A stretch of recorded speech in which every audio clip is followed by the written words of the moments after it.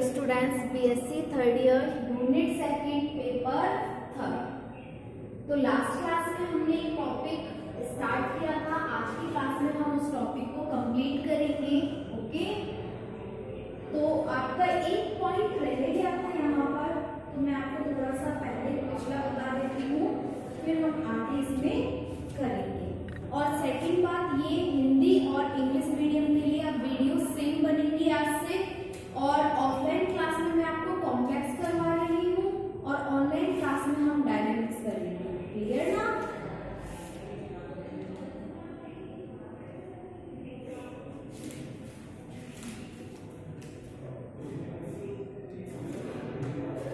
एक मिनट। तो हमने इसका देखो 2-3 पॉइंट्स हम इसके पढ़ चुके थे। तो लास्ट है अब हमारा इसका जो पॉइंट है, देखो इंग्लिश मीडियम वालों के लिए थोड़ा बहुत ये रह गया था, तो इसको आज हम दोबारा स्टार्ट करेंगे। ठीक है, अगर इंग्लिश मीडियम वाले आधे पॉइंट में इसमें कंप्लीट में रह गए हैं तो वो क्या करेंगे, उस आधे पेज को छोड़ देंगे। अब मैं आप लोगों को न्यू टॉपिक स्टार्ट करवाऊंगी। ठीक है, हिंदी और इंग्लिश में दोनों से बात कर रही हूँ। अगर ये कोई आधा टॉपिक चल रहा है और वो छूट गया तो उसको वहीं छोड़ देना और आधा पन्ना छोड़ देना। आज हम इसका न्यू टॉपिक स्टार्ट करेंगे। तो लिखेंगे हम टॉपिक नेक्स्ट, एक कण को, मैं दोनों में रिवाइज करूंगी, हिंदी में भी और इंग्लिश में भी। एक कण को प्रतिरोधी माध्यम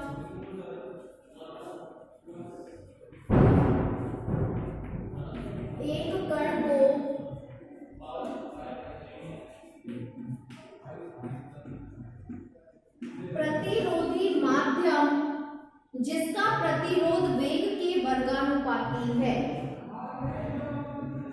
जिसका प्रतिरोध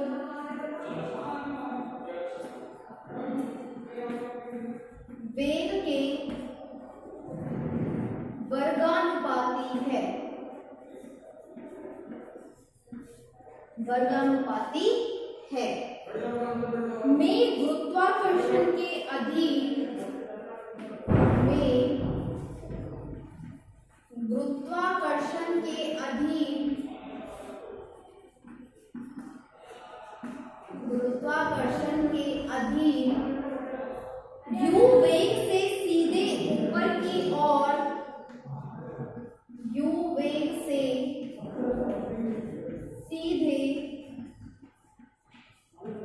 ऊपर की ओर फेंका जाता है,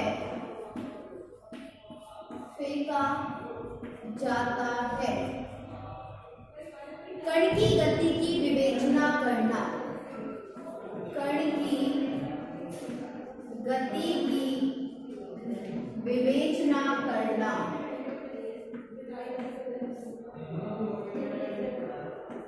करना। लिखो इसमें, एक particle is projected upward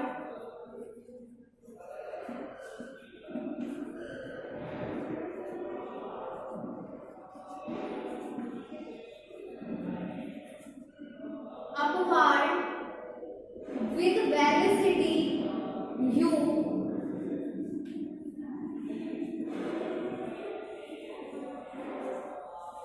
with velocity u under gravity in a, under gravity in a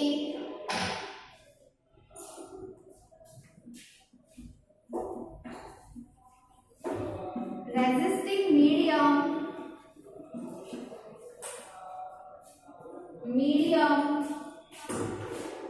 due to which resistance, due to which resistance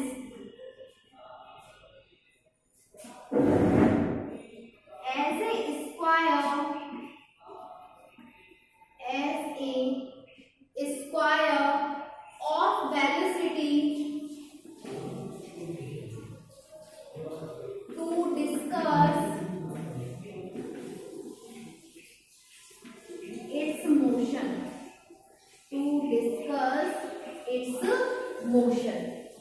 तो ये टॉपिक नोट करो, फिर हम इसको प्रूफ करेंगे।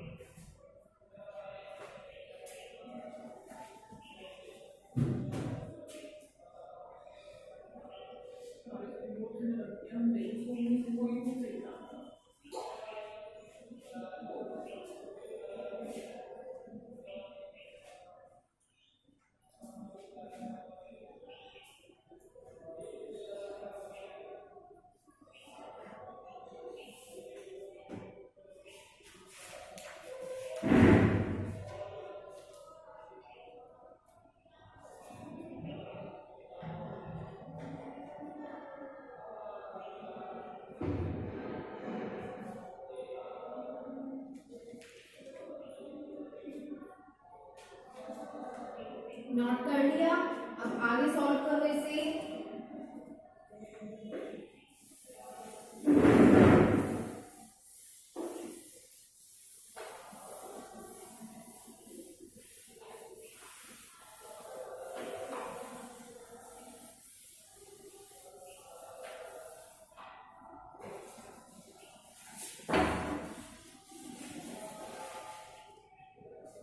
माना कि एक कण को बिंदु O से ऊर्ध्वाधर ऊपर की ओर फेंका जाता है।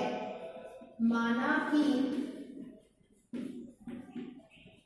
एक कण को U वेग से ऊर्ध्वाधर ऊपर की ओर फेंका जाता है।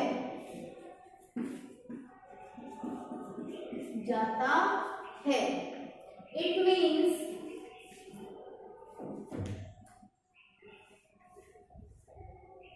a particle is projected upwards.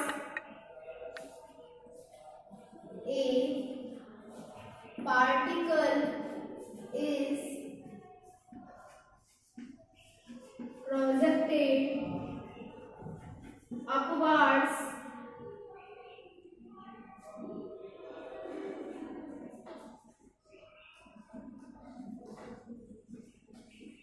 with velocity u. माना कि t समय पर कण की स्थिति p है। माना कि t समय पर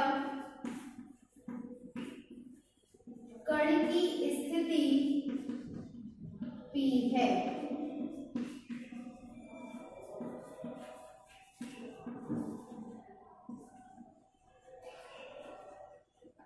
Let the position of particle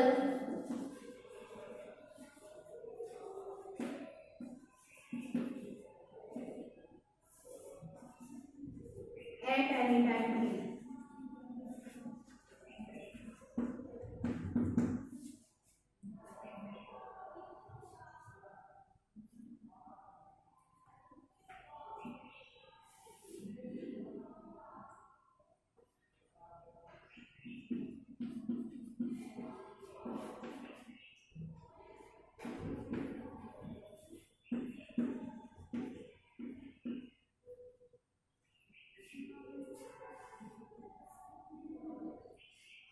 note करो।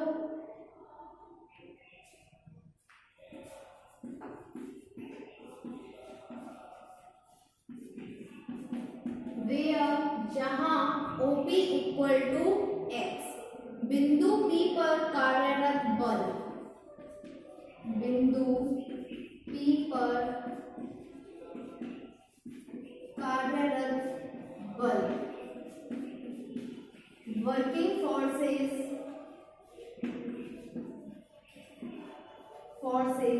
Eight point P। तो जो फर्स्ट फोर्सेस है वो क्या है, उसके पार्टिकल के वेट के कारण, और वेट के कारण जो फोर्स लगता है वो लगता है डाउनवर्ड्स पोजीशन में। तो लिखो कण का भार mg, कण का भार mg ऊर्ध्वाधर नीचे की ओर, ऊर्ध्वाधर नीचे की ओर means the weight of particle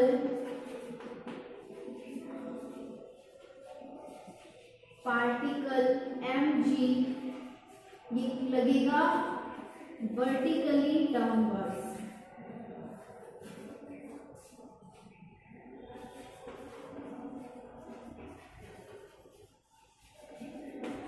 vertically downwards.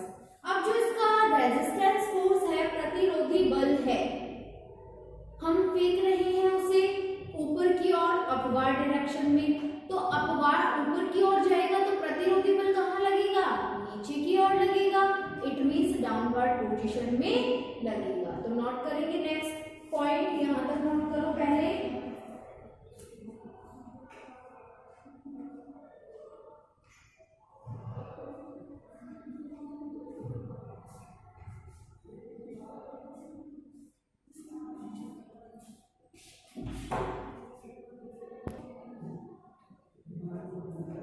Note करो यहाँ तक, फिर हम सेकंड नोट करेंगे।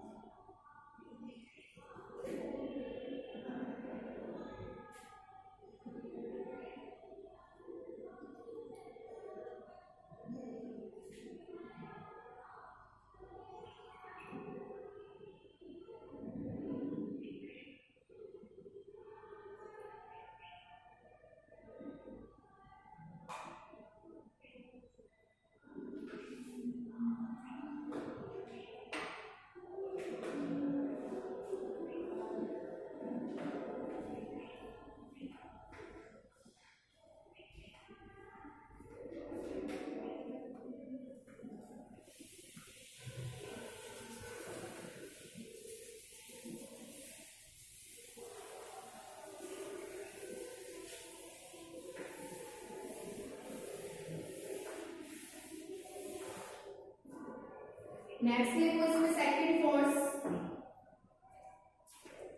प्रतिरोधी बल mkb स्क्वायर, प्रतिरोधी बल mkb स्क्वायर ऊर्ध्वाधर नीचे की ओर, ऊर्ध्वाधर नीचे की ओर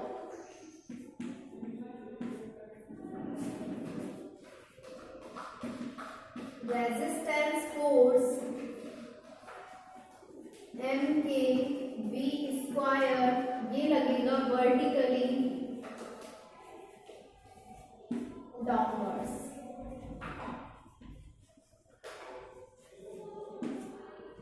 ओके, अतः टी समय पर कण की गति का समीकरण, अतः टी समय पर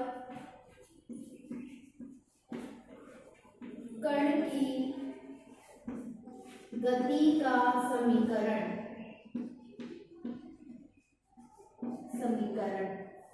सो द इक्वेशन ऑफ मोशन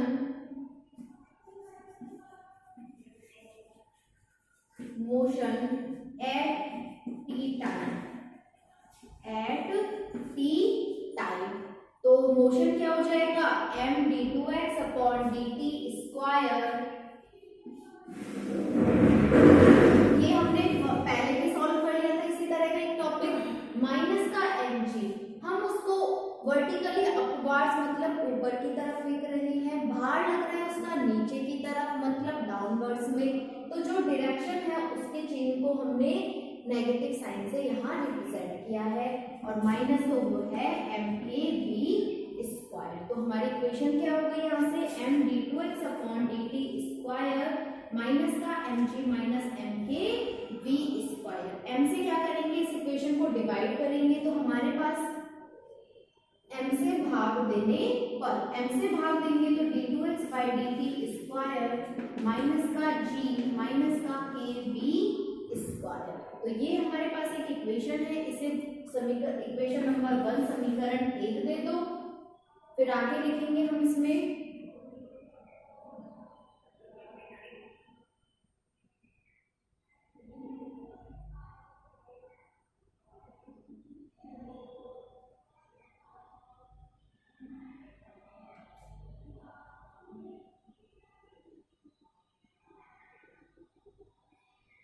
अब जैसे कि हमने इसके जो पहले टॉपिक्स थे उनमें हमने देखा कि जब हम इसकी टर्मिनल वेलोसिटी, इसका अंतिम वेग अगर v है तो वहां से हम इसकी वैल्यूज को कैलकुलेट करते थे।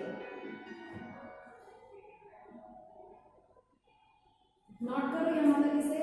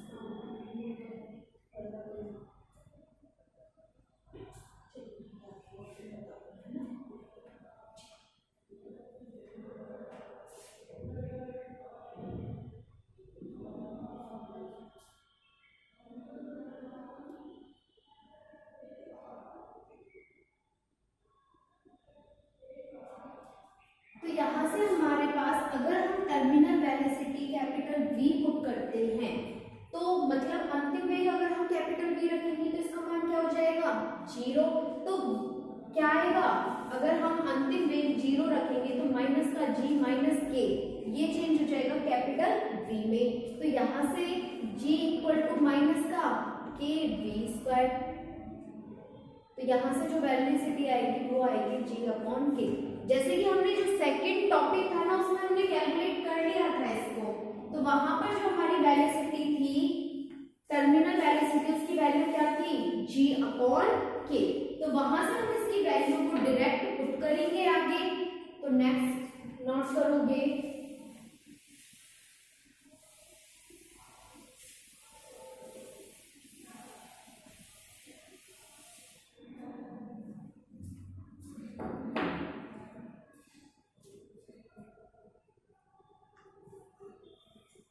तो ये इक्वेशन है हमारे पास v dv upon dx equal to minus का g माइनस का k v square v dv upon dx minus का g ले लिया यहाँ से कॉमन, क्या बचेगा 1 प्लस का k v square upon g। ठीक है, अब इस g की हम क्या करेंगे, वैल्यू पुट करेंगे, कहाँ से, जो अंतिम वेग है ना वहां से लिखेंगे, अंतिम वेग टर्मिनल वेलोसिटी, और इसकी वैल्यू क्या है यहाँ पर v square equal to g upon k। तो यहां से अगर हम g की वैल्यू कैलकुलेट करेंगे तो क्या आएगी, v square k v square, इस वैल्यू को यहाँ पर पुट करो तो v dv upon dx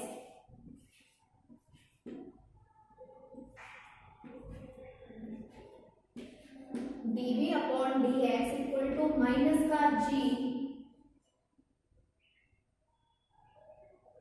1 plus K V square upon V square के, इस के से ये हो गया के कैंसिल, तो v dv upon dx equal to minus का g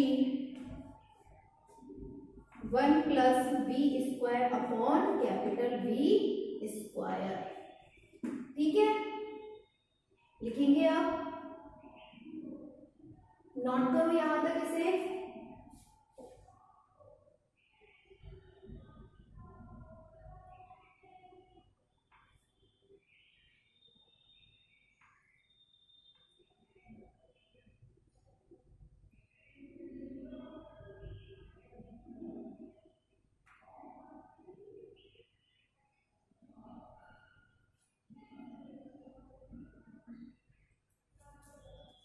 अब एलसीएम लेंगे और इस इक्वेशन को सॉल्व करेंगे, v dv upon dx equal to minus g v square plus v square upon v square. Okay, अब वेरिएबल्स को सेपरेट करो, चरों को पृथक करेंगे, वेरिएबल सेपरेशन के बाद हम करते हैं इंटीग्रेशन, मतलब उसका समाकलन करेंगे, चरों को पृथक कर उनका समाकलन करने पर वेरिएबल सेपरेशन के बाद हम क्या करेंगे, इंटीग्रेशन। तो ये इक्वेशन होगी v square plus v square v dv upon v square plus v square equal to minus g upon v square dx। Okay, तो हमारे पास इक्वेशन क्या आएगी यहाँ पर, v dv upon v square plus v square equal to minus का g dx upon v square.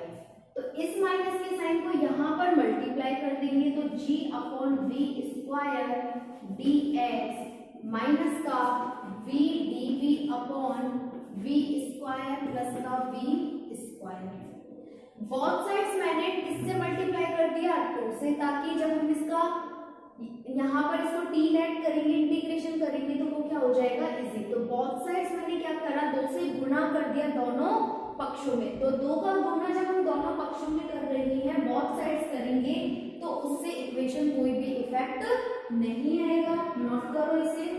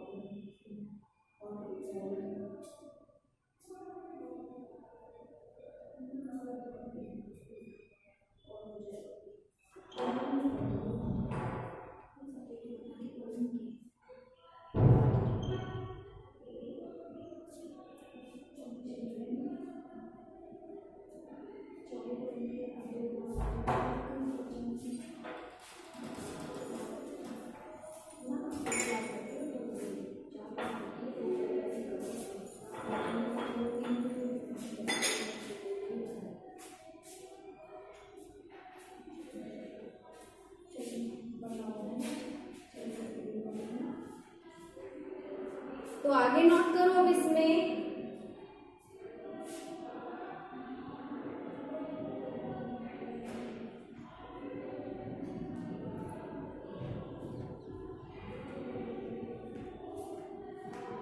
Integration करेंगे अब इस टर्म्स का।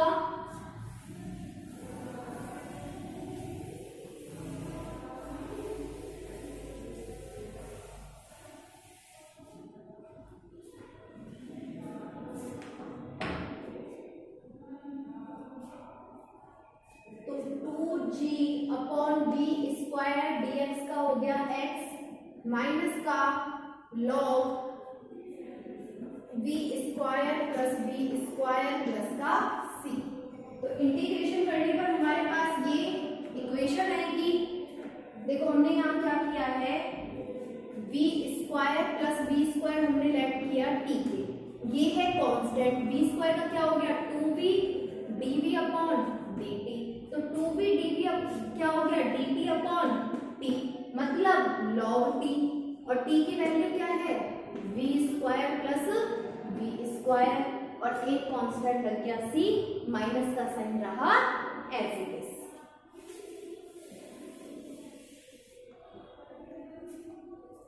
आगे नोट करो इसमें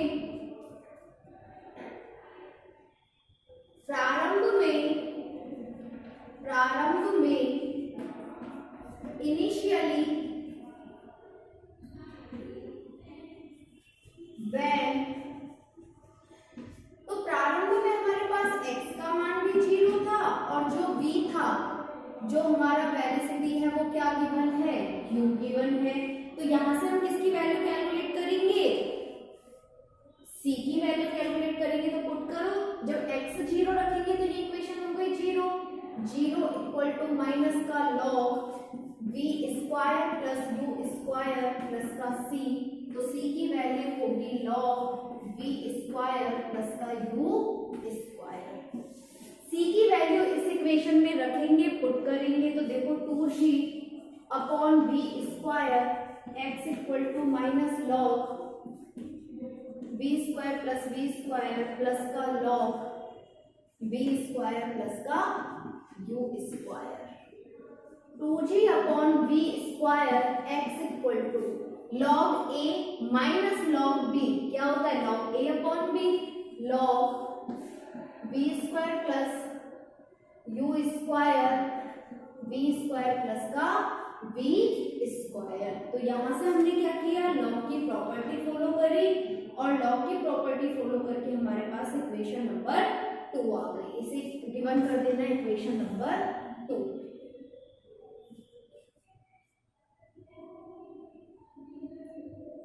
नोट करो, फिर हम इक्वेशन 1 को दोबारा यूज करेंगे, और ये किसका रिलेशन है, x एंड v का रिलेशन है। ओके,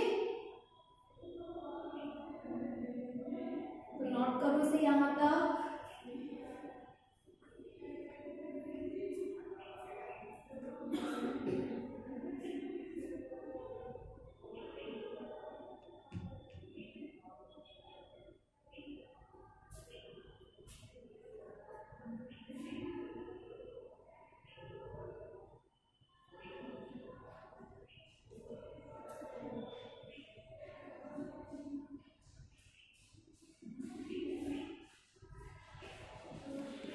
लिखो आगे, पुनः समीकरण 1 से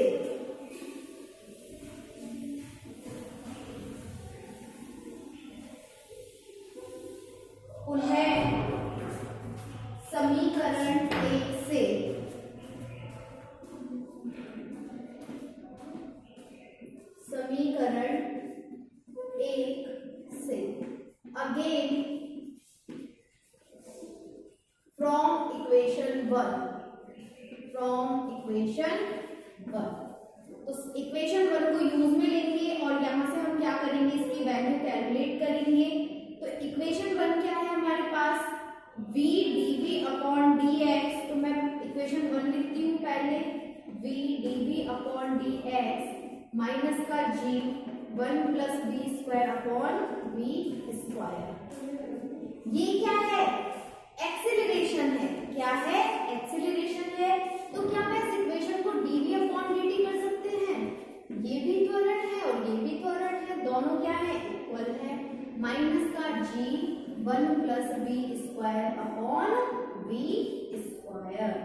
अगेन क्या करेंगे, यहाँ से इनको सॉल्व करेंगे, वेरिएबल सेपरेट करेंगे, चर पृथक करेंगे और समाकलन करेंगे, मतलब इंटीग्रेशन। तो देखो dv अपॉन dt माइनस का g v square plus v square upon v square. Again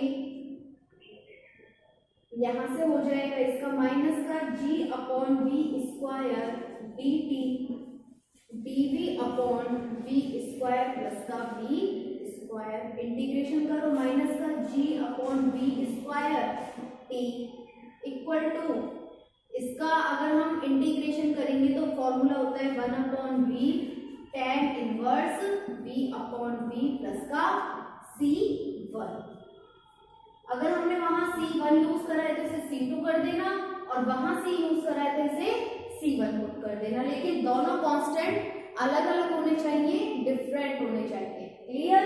अब हम क्या करेंगे, अगेन इनिशियली कंडीशन यूज करेंगे, मतलब प्रारंभ में लिखो,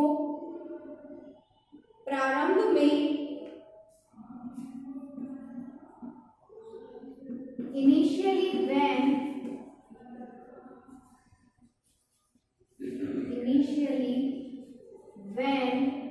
तो यहाँ t इक्वल टू भी 0 है एंड v इक्वल टू क्या है, u है।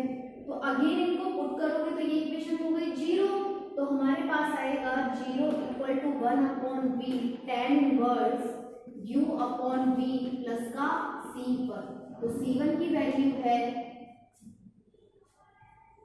-1 upon v tan inverse u upon v। c1 की वैल्यू इस इक्वेशन में क्या करेंगे, पुट करेंगे। तो नोट करो यहां तक इसे,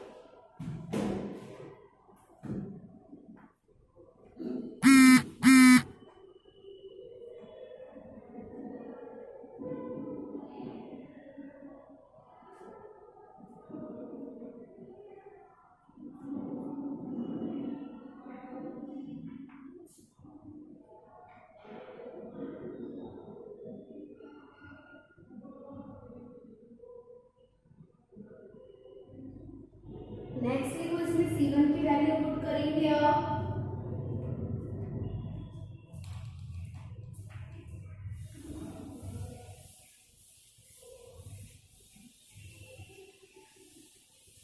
तो पहले से वैल्यू पुट कर देते हैं, माइनस का g upon v square t 1 upon v tan inverse v upon v minus 1 upon v tan inverse u upon v।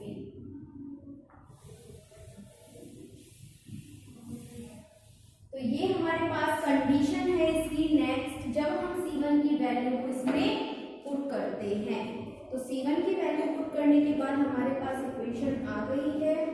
इस इक्वेशन को हम सॉल्व करेंगे तो हमारे पास आएगा माइनस का